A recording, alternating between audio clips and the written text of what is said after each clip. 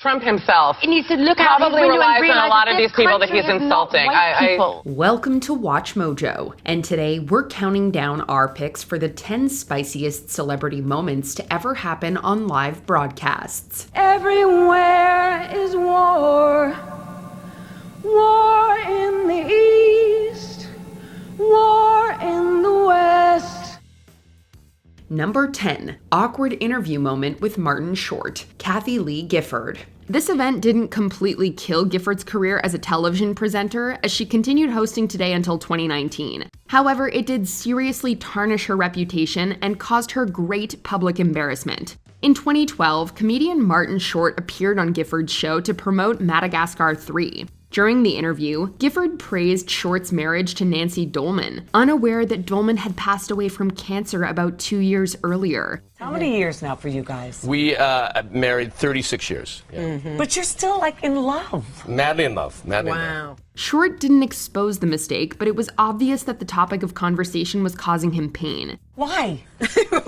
Cute. I'm cute. Yes, that is true. And you make each other laugh. He informed Gifford of Dolman's passing during the commercial break and later publicly forgave her. It was a fantastic look for Short and a not-so-fantastic one for Gifford. Number 9. Nicki Minaj confronts Miley Cyrus. And the VMA goes to Nicki Minaj Anaconda! Nicki Minaj accepted the award for Best Hip Hop Video at the 2015 VMAs. Instead of ending her speech with a thank you, she took aim at the show's host, Miley Cyrus. Minaj claimed that the singer had disrespected her in an interview. After winning a Moon Man, the rapper wasn't afraid to let the host know how she felt. Back to this bitch that had a lot to say about me the other day in the press. Miley, what's good?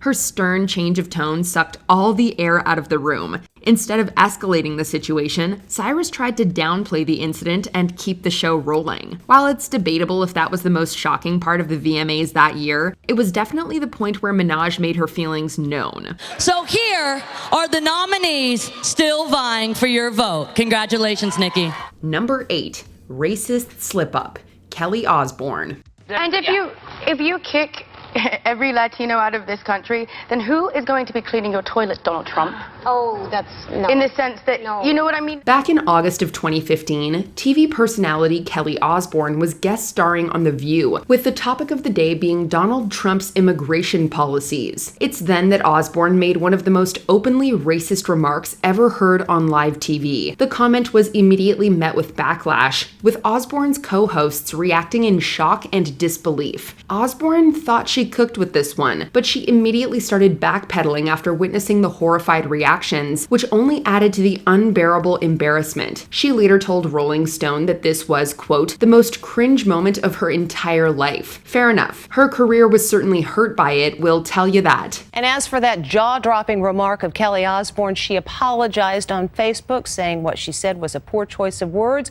admitting she really messed up, but she expressed it a different way. Number 7, the end of Milli Vanilli, Milli Vanilli. In 1989, R&B duo Milli Vanilli released Girl You Know It's True, an album that reached number 1 and was certified 6 times platinum. They also received 5 straight top 5 singles in the United States, 3 of which topped the chart. However, a huge hiccup occurred on July 21, 1989, when a live performance for MTV suffered a technical malfunction. The track began to skip, revealing that singer Rob Pilatus was lip-syncing. While this prompted doubts regarding the duo's authenticity, I'm in love, girl. I'm so in love, girl. I'm so in love, girl. Now this is true. Girl, you know it's true. It wasn't until their album was released in America that singer Charles Shaw revealed that his work was being credited to Pilatus and Fab Morvan. Brad Howell and Sean Davis are the real singers, and I think they should get this credit. With this, the duo admitted to being frauds, and Milli Vanilli was no more. We signed a recording contract which we thought was, to be singing on the record. Yeah, but he had a bad reputation for it. He had a bad reputation. Well, I don't Money? know that. You didn't know it? No. I was 18 years old, coming from France. I signed a recording contract that was in German. Number 6, caught lip-syncing, Ashlee Simpson. This was arguably the biggest gaffe in live television history, and the blame pretty clearly fell on Simpson. While performing on SNL in 2004, she accidentally revealed that she was lip-syncing when the vocals of Pieces of Me began to play in place of those from Autobiography. Once again, Ashlee Simpson.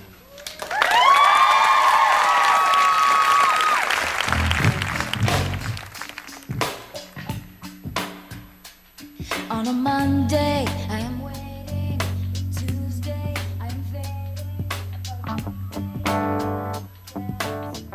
Not knowing what to do, she awkwardly danced off stage and later blamed the band for playing the wrong song.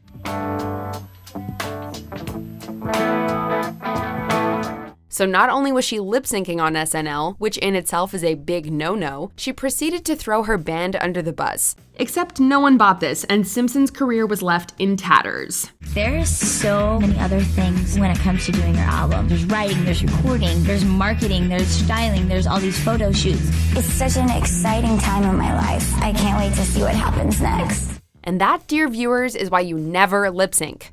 Number 5, wardrobe malfunction, Janet Jackson. This is arguably the biggest career-ending controversy in live TV history. You all know the story. Jackson and Justin Timberlake were performing at Super Bowl 38 when Justin ripped away her costume and revealed her breast. Let me rock your body. Come on and dance with me. This was certainly not Jackson's fault, but everyone acted like it was. There could have been ways that I could have gone about it and handled it better. Hollywood all but disowned her and pretended that she never existed, and her subsequent album and singles were blacklisted from radio. Even mega conglomerates got in on the boycott, with an executive at Viacom stating that the higher-ups are still pissed at her. The FCC received more than 500,000 complaints about that broadcast. CBS was fined $550,000, and then the NFL was asked to refund the $10 million that they had been given to the halftime show sponsor. Luckily, the heat has since died down, and Jackson was inducted into the Rock and Roll Hall of Fame in 2019.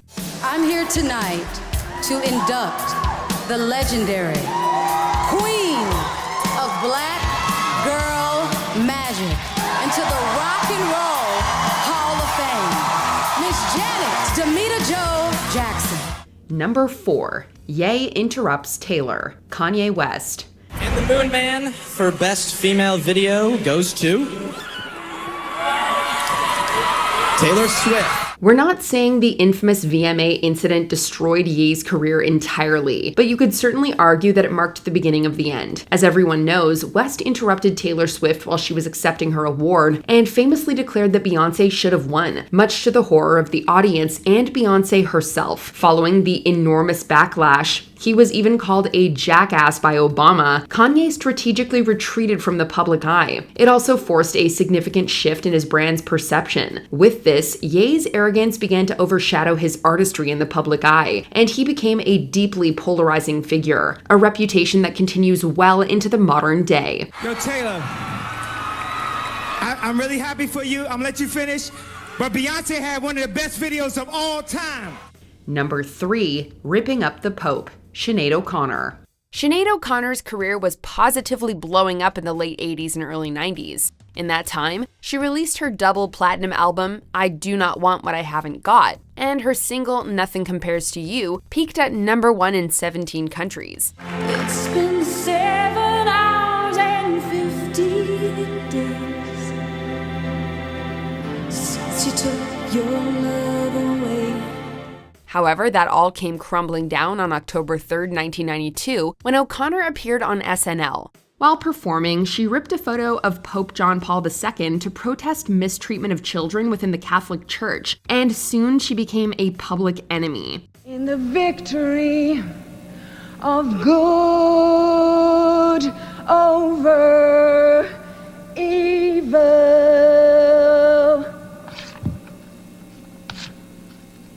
Fight the real enemy.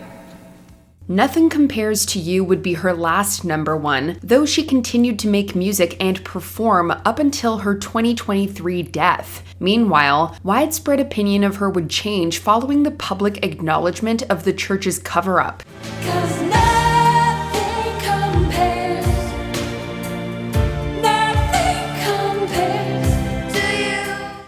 Number 2. The slap. Will Smith. No one really cared about the outcomes of the 94th Academy Awards. All they cared about was that Will Smith casually strolled on stage and slapped Chris Rock directly in the face. Uh-oh, Richard! Oh, wow! Rock had made a joke at the expense of Smith's wife, Jada Pinkett Smith. Smith initially laughed but proceeded to slap Rock for the comment. The audience seemingly believed that it was a scripted bit at first, as they casually laughed at the attack. It wasn't until Smith yelled and cursed at Rock that everyone realized he was dead serious. The resulting silence was painful. No matter what Smith does from here on out, he'll forever be known as the guy who slapped Chris Rock at the Oscars. Before we continue, be sure to subscribe to our channel and ring the bell to get notified about our latest videos. You have the option to be notified for occasional videos or all of them. If you're on your phone, make sure you go into your settings and switch on notifications. Number 1. The Bronco Chase. O.J. Simpson. Again, all this is presumption now. It's apparent that the police believe it. Well, and that is Cowling's car, and that Simpson is in the driver's seat. We've received a report of a gun in the car. The car is heading north, which would be toward Los Angeles. The country was left flabbergasted on June 17, 1994, when the LAPD issued an all-points bulletin for the arrest of football legend O.J. Simpson. What followed was the media event of the 20th century. Simpson's legacy was certainly hurt by the murder charge, but it could have recovered should he be found innocent. But it was ruined forever throughout the preceding live criminal trial, as it became increasingly clear that, yeah, he probably did it. And while he was indeed found not guilty by the jury, the greater collective jury of the country disagreed and shunned Simpson for the rest of his life. He was widely known as the celebrity who got away with murder, and remained as such until his death in 2024. If OJ can get away with murder, why can't Sonny have his kid? This guy knows what I'm talking about. No more questions. Did you witness any of these moments live? Let us know in the comments.